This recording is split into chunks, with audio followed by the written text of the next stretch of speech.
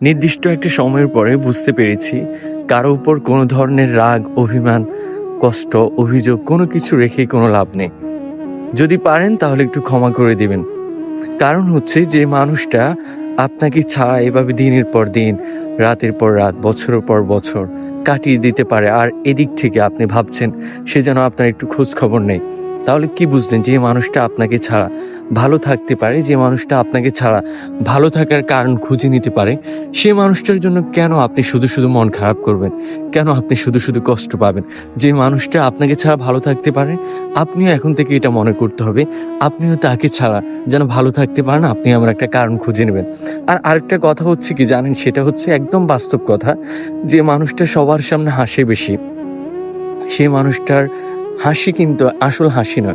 এই হাসির মধ্যে অনেক কষ্ট লুকিয়ে আছে। কিছু মানুষ দেখবেন এমন যারা মানুষের সামনে হাসে, খুব বেশি হাসে। এটা হচ্ছে তাদের একটা অভিনয়। কারণ তারা মানুষকে বুঝাতে চায় তারা অনেক সুখে আছে। কিন্তু প্রকৃত অর্থ তারা কিন্তু অনেক সুখে নেই। তারা বেশ কষ্টের মধ্যে আছে। তারা সবার সামনে হাসে। কিন্তু দিন শেষে তাদের হাসির মাঝে আছে এক আকাশ সমান পরিমাণ কষ্ট, এক আকাশ সমান পরিমাণ বেদনা, এবং এক আকাশ সমান পরিমাণ ছেড়ে যাওয়ার যে কষ্ট আছে, সে কষ্ট আছে।